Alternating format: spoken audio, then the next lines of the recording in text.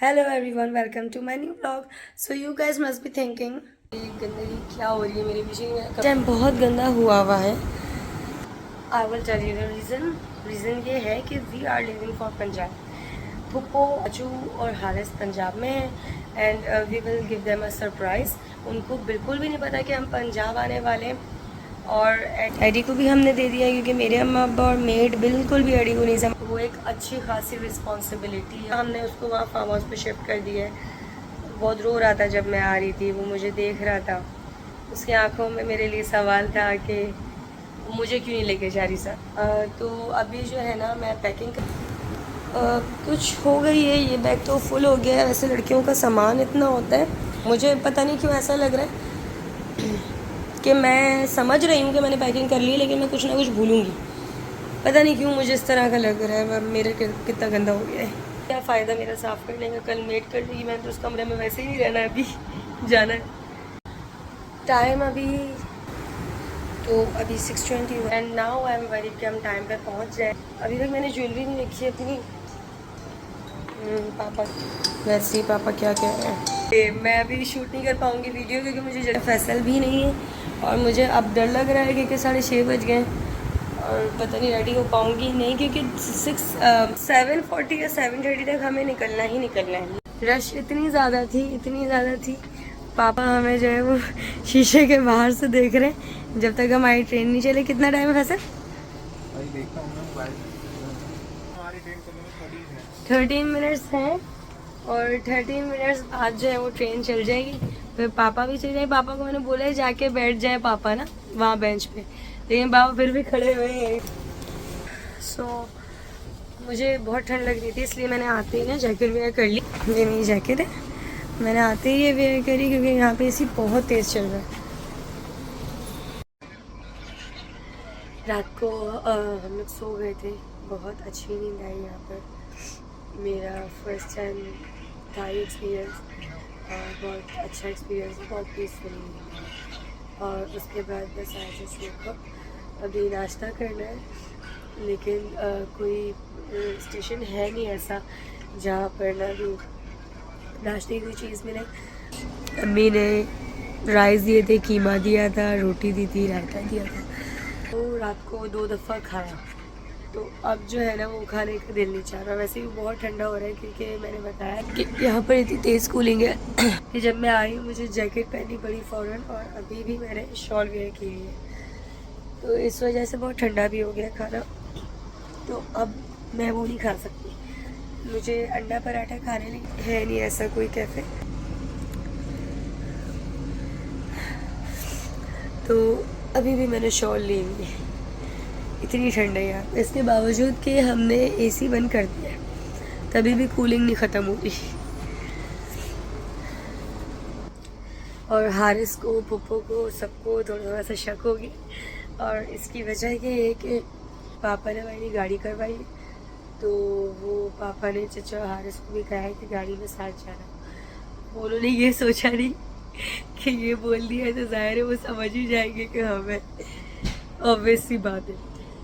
तो ये है. वरना अभी तक हमने एक सीन अभी इसमें ये किया है. हमने बहुत दिमाग लड़ाया. हमने कहा हम क्या करें जिससे हमारा सरप्राइज़ थोड़ा बहुत तो रहे ना. तो हमने ये सोचा है कि पैसे लेकर मैं अपना बता देता हूँ. मैं एक्सेप्ट कर लेता हूँ कि हाँ मैं आ रहा हूँ. तुम लोगों ने ना पकड़ लिया. ये मैं दोबारा नहीं बताऊँगा ना एंड तक. And I agree with him क्योंकि ऐसा ही सीन करेंगे तो अच्छा रहेगा क्योंकि उनको मेरा यकीन आ नहीं सकता कि मैं आ रही हूँ. तो फैसल मानेगा ही नहीं मैं हूँ. तो ऐसा हमने प्लान बनाया है. तो इससे ये है हमारा सरप्राइज़ एटलीस्ट पूरा ख़राब नहीं होगा. अगर वो सरप्राइज़ होता तो बहुत ही ज़बरदस्त रहता. लेकिन जिस टाइम पे हम जा रहे हैं ना तो उस टाइम पर वो सरप्राइज़ हो नहीं सकता था क्योंकि हम जिस टाइम पे पहुँचेंगे वो बहुत लेट नाइट होगी. और लेट नाइट की वजह से ज़रूरी है उनका आना, उनका होना. अकेले मैनेज नहीं कर पाएंगे. तो अरे ऐसा लग रहा है हम 1 महीने के लिए जा रहे हो. बात कह रही हूँ सबसे ज़्यादा इसमें कपड़े और सबसे ज़्यादा लगेज मेरे ही है. फैसल का तो एक है सबसे छोटा. ट्रेन चल गई है. थोड़ी देर बाद जब ट्रेन थोड़ा सा फास्ट होगी ना तो फिर मैं बाहर जाके आपको व्यू दिखाऊंगी कि व्यू कितना अच्छा है. मैं तो पहली दफ़ा देखा है तो मुझे बहुत अच्छा लग रहा है. हर जगह का नहीं, कुछ जगहों का व्यू बहुत प्यारा है. बहुत ग्रीनरी है, खेत है और वहाँ पर वो भी थी, काउस वगैरह भी थी।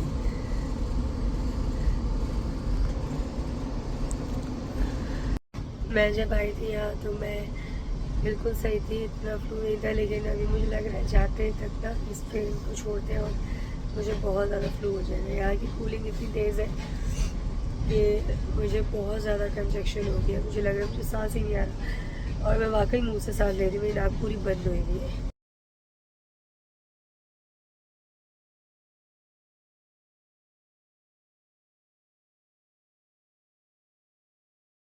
फैसल, तुम भी कुछ बताओ अपनी ट्रिप के बारे में।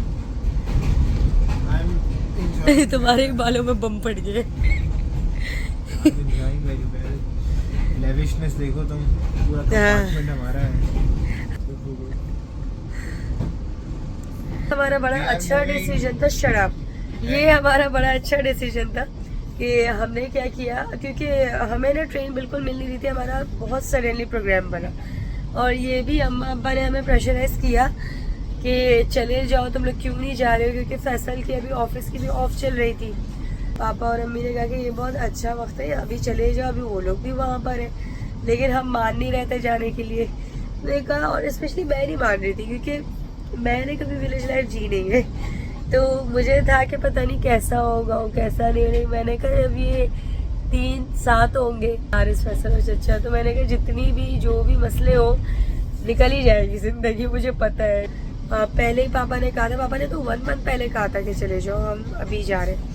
तो इस वजह से सडनली प्रोग्राम बना, हमें कोई भी सीट मिल नहीं रही थी। लास्ट मोमेंट पे सिर्फ यही सीट और ये कंपार्टमेंट खाली था, लेकिन इस कंपार्टमेंट में मसला ये था कि ये अगर आप लोग देखेंगे 4 का है अब, लेकिन लास्ट था ये, अगर हम ये ना लेते ना तो हमें तो कोई ट्रेन मिलनी ही नहीं थी। जब ट्रेन की सीट्स अवेलेबल है ना दिसंबर के मंथ में, और वो इट्स टू लेट, हमें उस टाइम पे नहीं जाना, और फैसल का ऑफिस भी वापस शुरू हो जाएगा, तो वो हमारे लिए बहुत लेट है, तो हमने उस टाइम पे जाना नहीं है। और तब की सीट अवेलेबल, ये अभी बुक नहीं करवाते ना उस दिन लास्ट मोमेंट पे, तो फिर तब की मिलती। At the end that's a good decision जो हमने लिया, वरना फिर दिसंबर पे बात चली जाती और दिसंबर पे पॉसिबल नहीं था। क्या?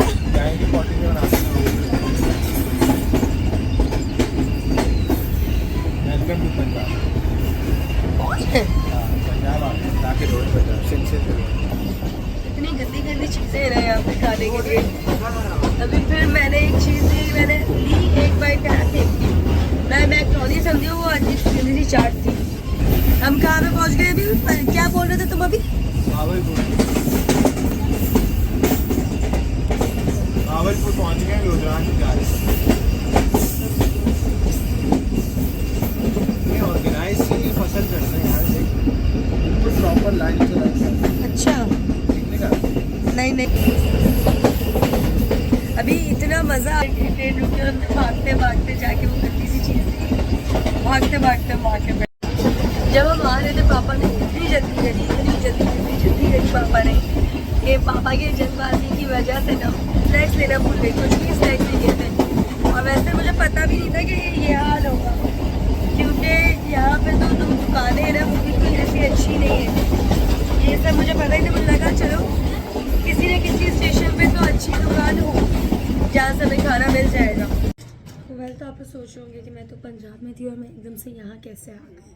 तो जब हम पहुँचे थे इट वॉज 22 नवंबर, एंड जैसा कि आप सबको पता है कि 22 नवंबर को हालात बहुत ख़राब थे इमरान खान की वजह से, और हालात ख़राब होने की वजह से जब हम पहुँचे लाहौर स्टेशन, तो लाहौर के हालात ऐसे थे कि सब ज़बरदस्ती ट्रेन में आना चाह रहे थे, वो भी विदाउट टिकट्स।